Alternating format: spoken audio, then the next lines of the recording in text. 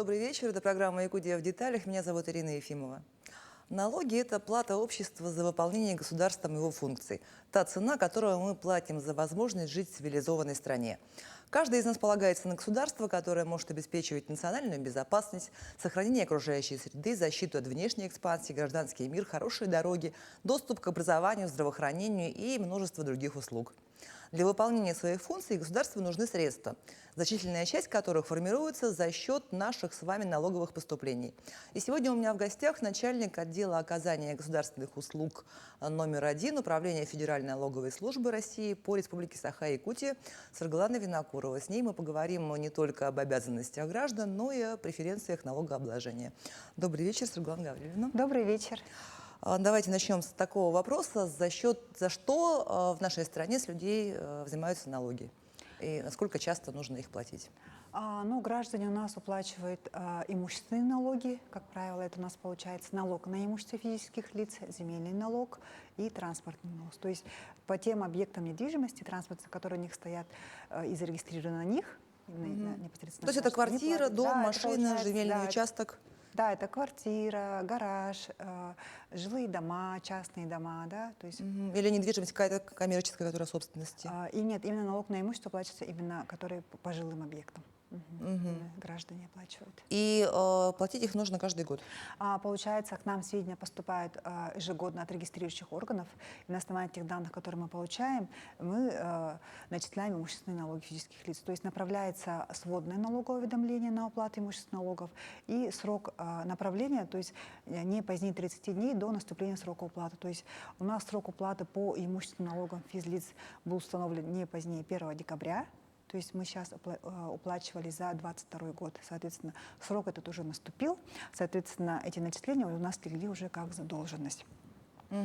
Ну и кроме того, мы, конечно, все платим налоги, которые за нас платит работодатель. Да, если, например, тот налог на НДФЛ, он так называется, да, если он не исчислен нашим налоговым агентом, соответственно, эти сведения тоже к нам поступят. И данные по НДФЛ, который у нас не исчислен налогового агента, он тоже будет отражен в сводном налоговом уведомлении, и также у него срок будет уплаты не позднее 1 декабря. Мы работаем в прямом эфире. Задать вопрос можно позвонить в студию по номеру 841 12 42 14 39. Можно отправить сообщение в Телеграм на номер 8 914 235 02. И можно задать вопрос через наше мобильное приложение. Расскажите, как проходит сейчас кампания по сбору налогов за текущий год, и какие санкции ждут тех, кто вовремя не заплатил? У нас, получается, ежегодно проводится кампания по уплате имущественных налогов, то есть направляется сводные налоговые уведомления. То есть если гражданин является пользователем нашего интернет-сервиса «Личный кабинет налогоплательщика» для физического лица, то, соответственно, вот эти сводные налоговые уведомления направляются ему только в личный кабинет. То есть по почте ему не дублируются. То есть у нас порядка в этом году было направлено свыше 50% в личный кабинет сводных налоговых уведомлений. Остальная часть, она ушла в рассылку по почте России. То есть за 30 дней до наступления срока уплаты налогов. То есть начислено было у нас за 2022 год имущественных налогов порядка на 1,3 миллиарда рублей. То есть это по сравнению с прошлым годом у нас прирост на 13% был.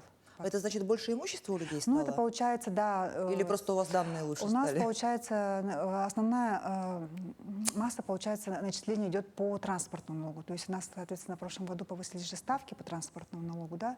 То есть то, кто лошадиной силы свыше 200, соответственно, у них ставка была 120. Соответственно, у нас начисление по транспортному налогу имеет наибольший вес, то есть порядка 800 миллионов. У нас было только начисление по транспортному налогу. Но если я не ошибаюсь, то у нас жители именно арктических улусов от транспортного налога освобождены. Да, у нас есть льгота региональная, да, именно для жителей Арктики, это 13 районов у нас, они у нас освобождены от уплаты транспортного налога.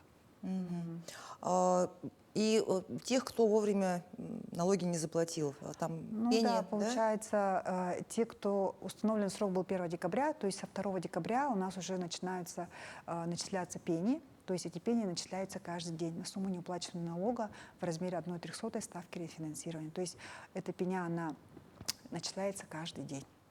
А вот то, что приходит в через онлайн-банк, например, да, я вижу уведомления. Это вот оно то самое и есть, Ну, да? у нас в этом году есть новшество, да, как бы вот с июля то, что было реализовано. Налогоуведомления у нас теперь приходят на портал госуслуги.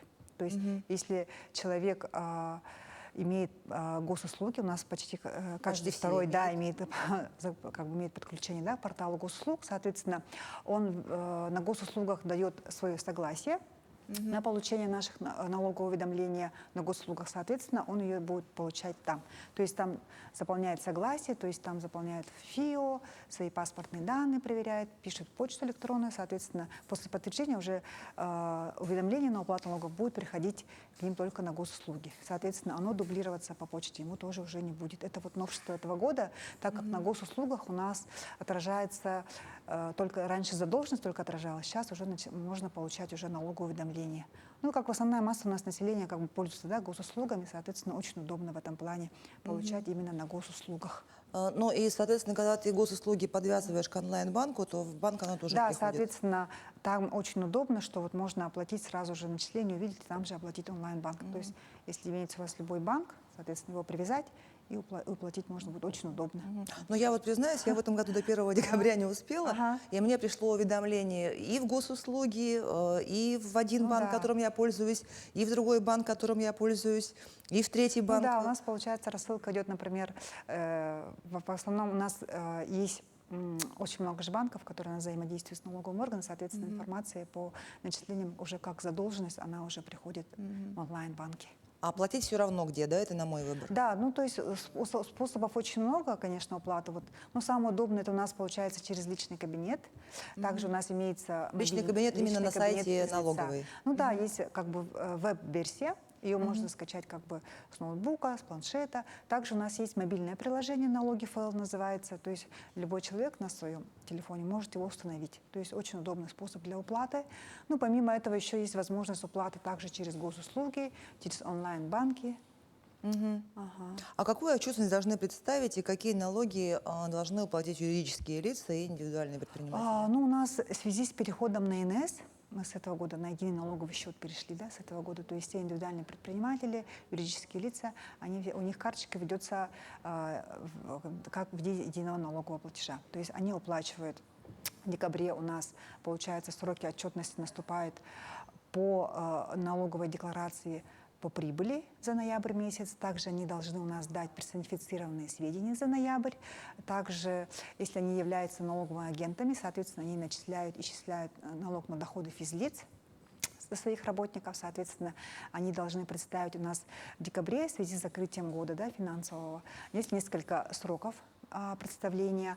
То есть по тем налогам, которые у нас имеется авансовая система, то есть это получается НДФЛ, страховые взносы, ИСХН и упрощенка. Да, по ним у нас есть новый документ с этого года, называется «Уведомление об исчисленных суммах налогов, авансовых платежей, страховых взносов». То есть вот этот документ, уведомление, они должны представлять ежемесячно. То есть в декабре у нас наступает срок по НДФЛ, по тем выплатам, которые они у нас произвели за период с 23 ноября по 9 декабря. Срок наступил сегодня у нас, да, они могли представить сегодня 12 декабря за этот период с отчетным периодом 34.03. Также у нас НДФЛ должны уплачивать с выплат, которые они произвели за период с 23 ноября по 22 декабря, соответственно, срок представления 25 числа, то есть 25 декабря, да. Также у нас, в связи с тем, что год закрывается, также должны начислить у нас и представить с тех выплат, которые они сделали с 23 декабря по 31 декабря, то есть закрыть этот год. Соответственно, срок представления у него получается 29 декабря, и все, и должны уплатить тоже в этом году эти же налоги. То есть уплата по налогу на прибыль получается у нас срок 28 декабря. Ну и НДФЛ у нас 13%. Да, НДФЛ 13%, то есть его уплачивают, то есть получается налоговые агенты, если считают зарплату, да. А индивидуальные предприниматели, которые у нас не имеют работников, они должны уплатить страховые взносы в фиксированном размере. То есть они один раз в год, не позднее 31 декабря, у нас уплачивают страховые взносы в фиксированном размере, называется, и сумма составляет 45 842. То есть одна сумма Один раз в год. Один раз в год, да, эту сумму, получается, они уплачивают. То есть данная сумма уже не делится по фондам. Раньше было страховые взносы на медицинское страхование, на пенсионное страхование. С этого года как бы у нас единый налоговый счет, соответственно, у нас оно падает одним платежом. Вообще считается, что у нас одно из самых мягких налоговых законодательств в мире. Ну, вообще, да, налоговое время в России вообще самое мягкое, я считаю. То есть даже НДФЛ у нас самая низкая ставка по налогу на доходы физических лиц 13%. Тем более, что вот те, кто там в Европе, допустим, после определенной планки дохода, они начинают платить 40 с лишним процентов дохода. Ну да, но у нас вот по НДФЛ есть повышенная ставка, соответственно, регрессивная, да, то есть с тех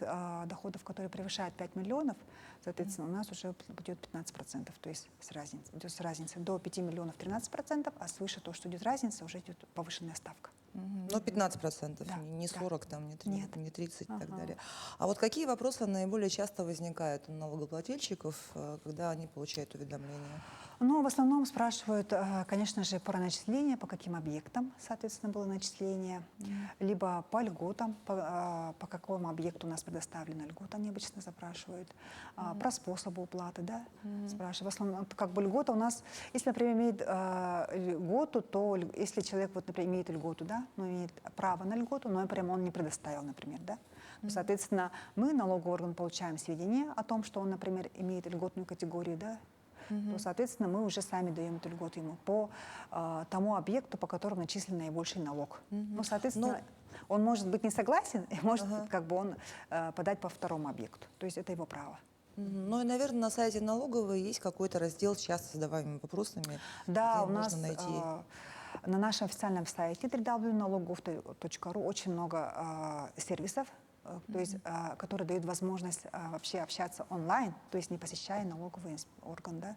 То есть там в том числе у нас есть сервис часто задаваемые вопросы, то есть по всем категориям. То есть как для организаций, так для предпринимателей, так и граждане тоже могут найти ответы на часто задаваемые вопросы. А часто бывает так, что человек, например, уже продал имущество свое, там, ну, тоже машину или квартиру, а налог ему начислен. Ну да, бывают такие ситуации, когда у нас, например, сведения не поступают, да, либо человек не снял с учета. Бывает так, что вот человек вовремя не снимает с учета, зачислится за ним. То есть такие ситуации тоже бывают. Соответственно, то, если человек продал свое транспортное средство, начисление налога идет ему на прежнего хозяина. То есть в этом случае гражданин может подать заявление к нам, обращение, да, соответственно... Оспорить. Да, оспорить, соответственно, подать обращение и с подтверждающими документами о том, что он как бы, получается, у него отчуждение имущества идет, да, соответственно, транспортное средство, мы запрашиваем сведения через СМЭФ в органы ГИБДД. Если подтверждает нам ГИБДД, то мы, соответственно, делаем перерасчеты ему. Ага, то есть такое бывает? Да, такое бывает, конечно. А как много на территории республики нашей людей, которые налоги не платят? Ну, к сожалению, у нас есть такие категории граждан, которые, соответственно, не оплачивают вовремя, то есть и число как бы, в принципе, тоже каждый год растет, потому что у нас и начисление растет, соответственно, и поступление растет. Да? Но на сегодняшний день у нас на 1 ноября, да, количество должников было порядка 167 тысяч граждан. То есть, ну, это довольно много, мне Да, кажется, да? да. Но это стало их больше или стало их меньше? ну, стало больше, соответственно, потому что у нас и как бы граждане все больше приобретают недвижимость, то есть льготные условия для приобретения недвижимости, соответственно, люди покупают недвижимость, люди покупают транспортные средства, да, и, соответственно, и начисление растет, и поступление, соответственно, тоже у нас растет. в этом плане. А каким образом взыскивают неоплаченные налоги? То есть в суд передаете? Да, у нас приставам? есть как бы норма в кодексе, статьей 48 установлена, да, если, например, сумма задолженности у нас превышает больше 10 тысяч, соответственно, по истечении 6 месяцев после наступления срока уплаты мы направление требования мы направляем заявление на вынесение судебного приказа. То есть органы Федеральной службы исполнительной, да, ФССП, соответственно, вносит судебный приказ, соответственно, после его получения мы уже как бы направляем данные как бы в банк, можем то есть на ограничение счета, либо на взыскание уже идет. Но мы все этим летом, ну вот вся страна следили за тем, как за неуплату налогов там схлопнули блогеров известных. Ну да, то есть это как бы вообще как И бы... там какие-то дикие суммы вообще. Ну да, он, получается, в рамках своих компетенций налоговые органы начинают свои контрольные мероприятия, не всегда его проводят, соответственно, и по тем категориям, то есть, которые, ну, как у нас блогеры, это тоже их касается.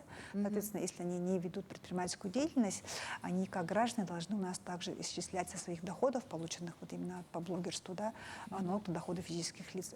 Как бы работа в этом направлении ведется налоговой службой. То есть у нас теоретически тоже такие истории Да, у могут нас быть? тоже есть, да, у нас такие мероприятия тоже проводятся.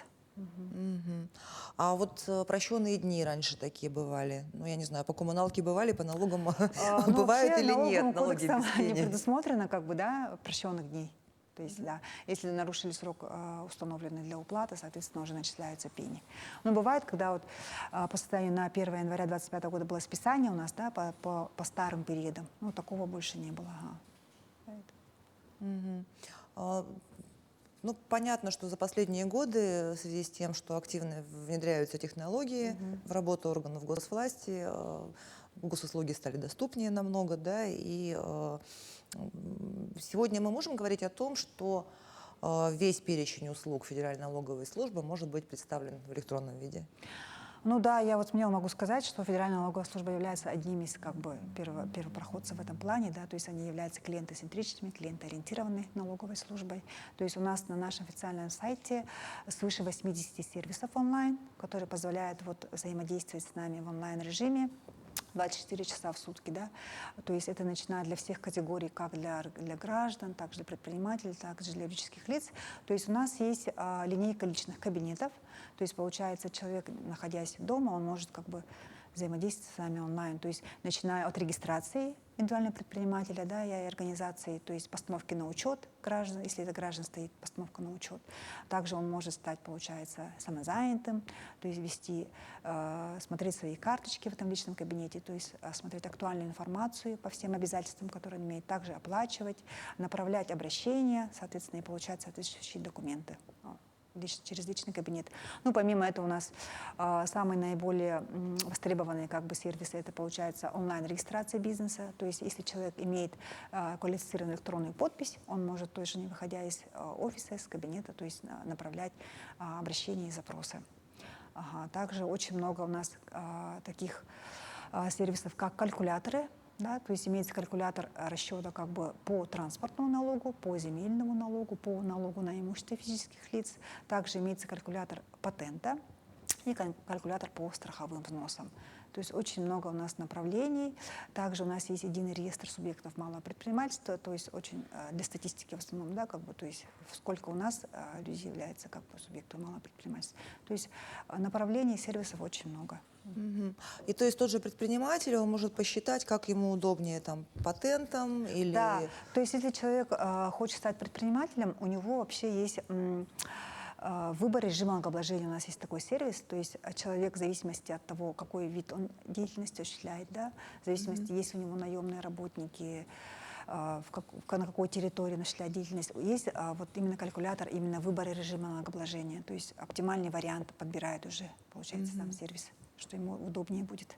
Как удобнее, как дешевле ему Да, будет. как ему будет оптимальный, да, какой режим налогообложения льготный выбрать. А вот если вернуться к блогерам, вы сказали, что у нас тоже такие истории бывают, но мы про них не слышим.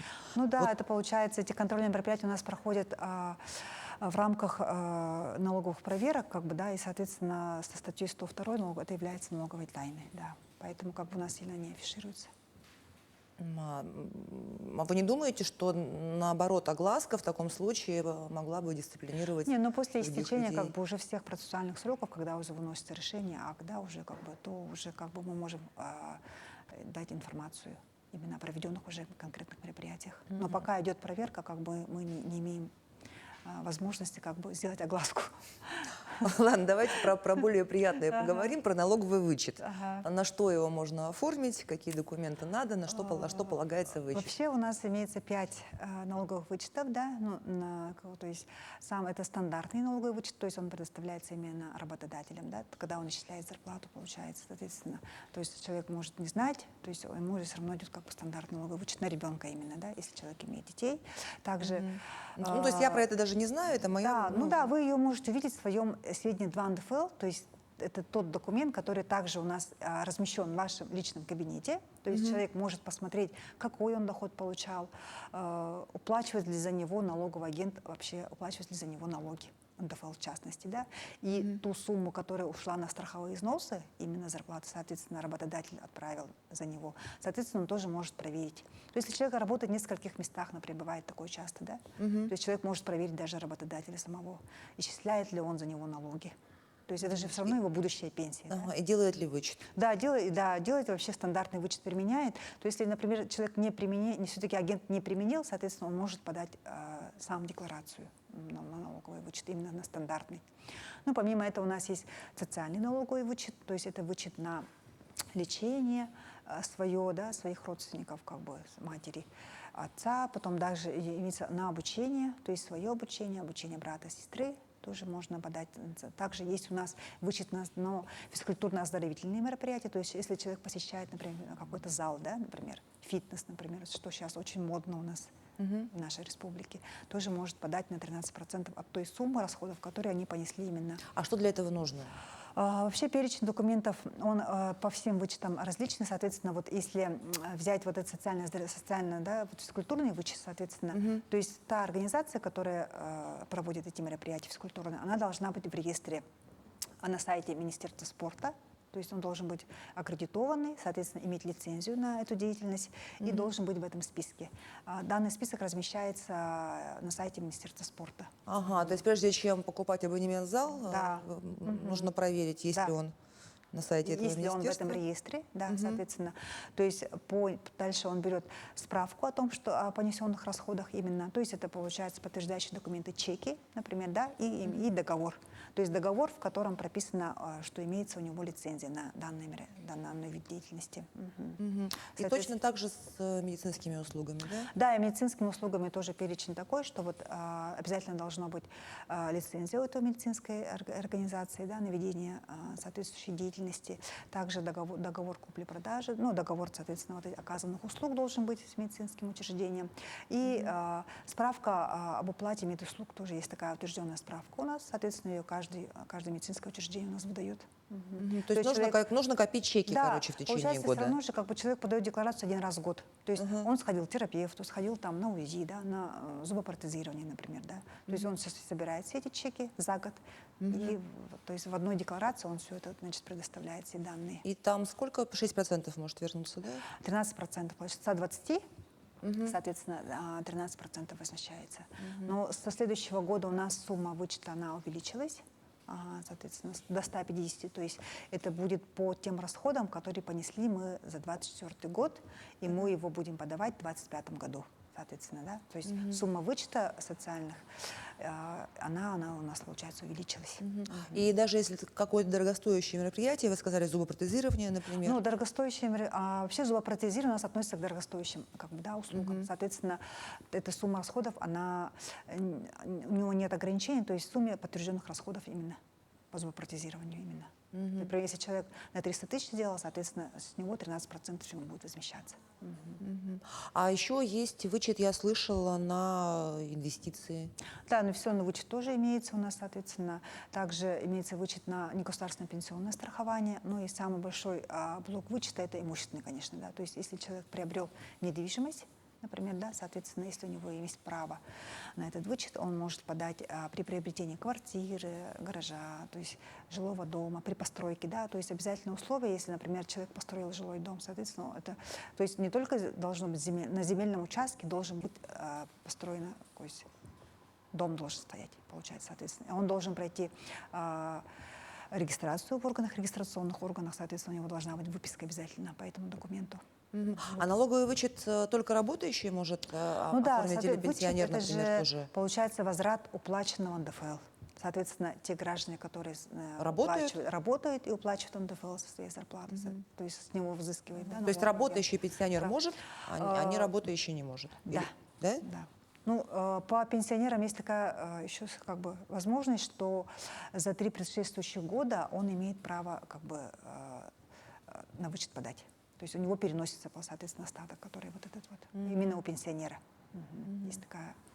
А налоговый вычет можно получить на покупку любой недвижимости. Ну, жилой, да, на жилую недвижимость точно. Ну, гараж тоже, да? Да, да. Тоже можно подать. На гараж, на квартиру, так, А, на а срок комнату. давности какой? Если я вот... Срок давности у нас 3 года получается, то есть за 3 года мы имеем право как бы подать на имущественный вычет. То есть сумма, она ограничена у нас по имущественному вычету, да, то есть она составляет пока 2 миллиона, то есть 2 миллионов у нас 13% возвращается. Но если, например, ты приобрела квартиру, например, семья, соответственно, то каждый член, вот, родителей, соответственно, он имеет как бы возможность подать на 2 миллиона. То есть 4 миллиона будет на семью.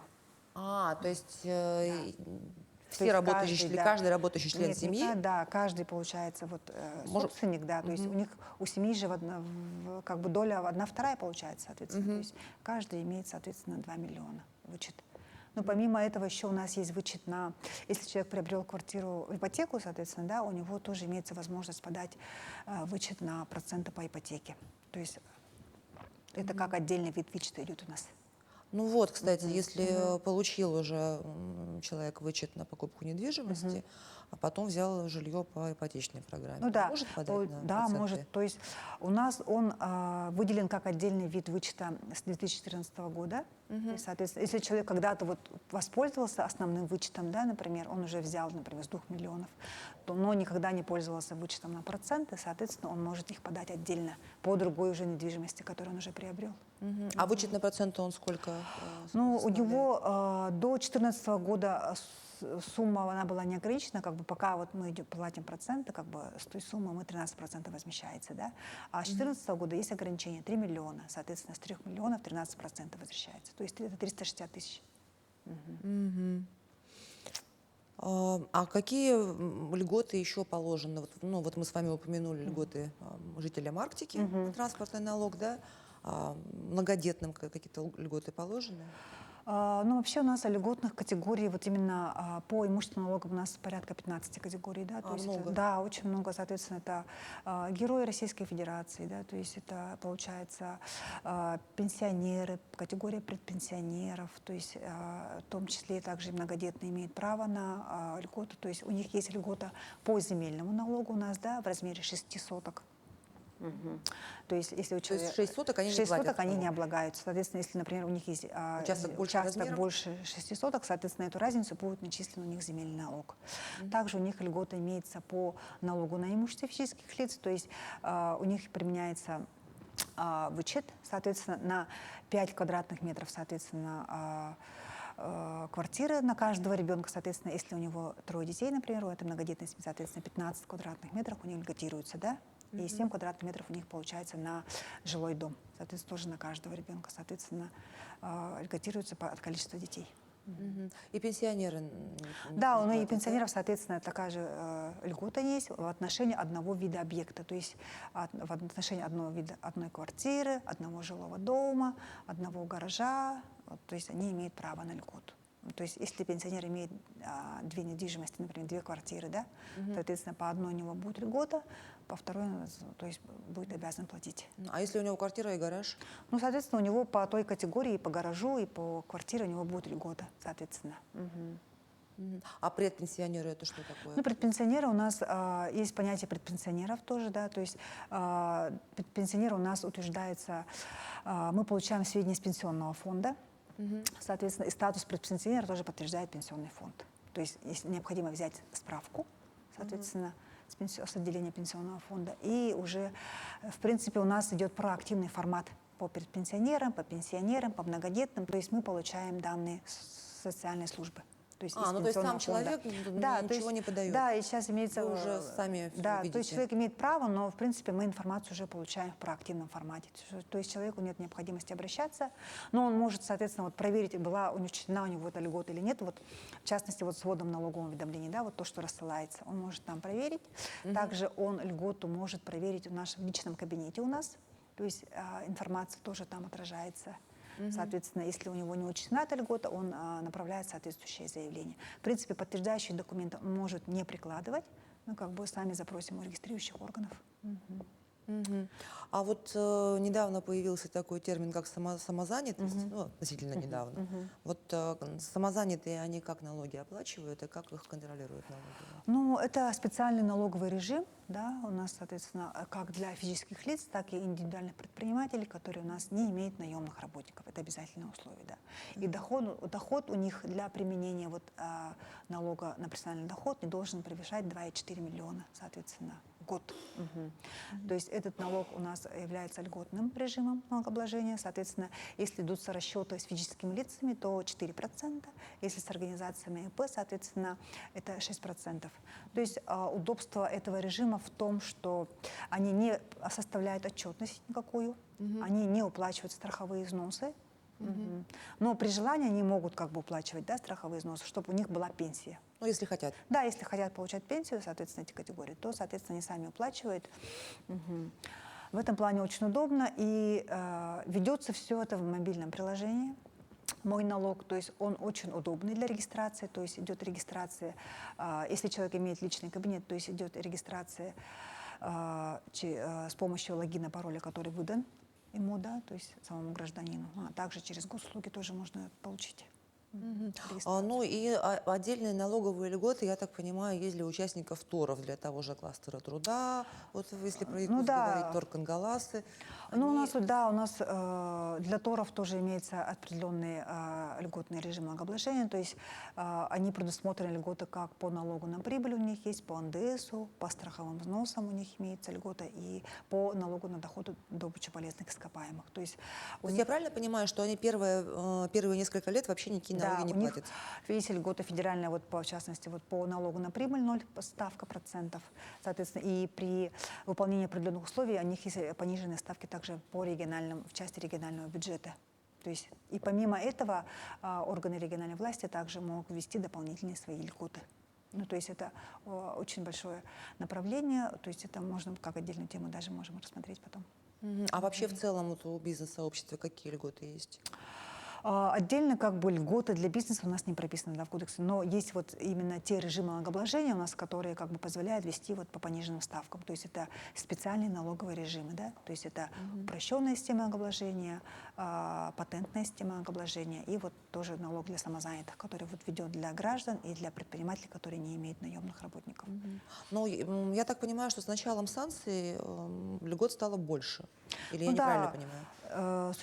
льгот очень много стало, как бы все равно меры поддержки государства, они как бы оказываются, да, соответственно. У нас даже есть на нашем сайте есть сервис, имею ли я право на меры поддержки бизнеса. То есть есть такой сервис, то есть там вводится ИНН, соответственно, то есть потом список, который дает, имеет право на какую-то категорию льгот, соответственно, может получить информацию. Но это мы в основном говорим с вами про представителей малого и среднего Да, бизнеса, да? Я правильно понимаю? Да, это для предпринимателей получается. То есть, например, даже вот в период пандемии у них были у нас льготные ставки, у них было освобождение уплаты страховых взносов за 4-й квартал 2020 года, в период, когда пандемия вот была, да, были приостановлены операции, по приостановлению операций по счетам тоже были приостановлены, пени не считались, то есть такие меры поддержки были бизнеса. Многие воспользовались ими? Да, многие воспользовались очень, в зависимости от определенных видов деятельности. А вот вообще, насколько, такой отвлеченный вопрос, на ваш взгляд, поменялось отношение к сотрудникам налоговой службы? То есть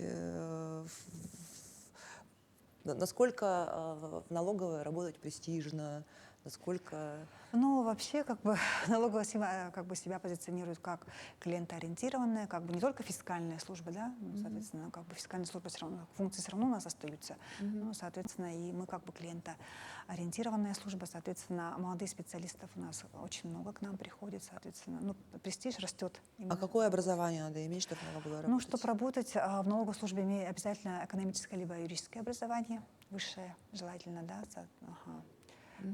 вот. И очень много у нас, например, льгот. То есть не только льгот, как бы у нас, ну, как и всех госслужащих, да, соответственно, у нас имеется право на проезд, соответственно, социальные гарантии, то есть оплачиваются больничные. Соответственно, у нас, например, для молодежи у нас имеется молодежный совет при управлении ФНС, то есть проводятся различные мероприятия. То есть Ага. У молодежи жизнь как бы кипит, несмотря на то, что они работают в налоговой службе. Ну что ж, благодарю вас за беседу. Ага, А всем спасибо телезрителям советую вовремя платить налоги. На этом наш выпуск подошел к концу. Меня зовут Ирина Ефимова. Смотрите нас по будням в 19:15. Расскажем обо всем в деталях.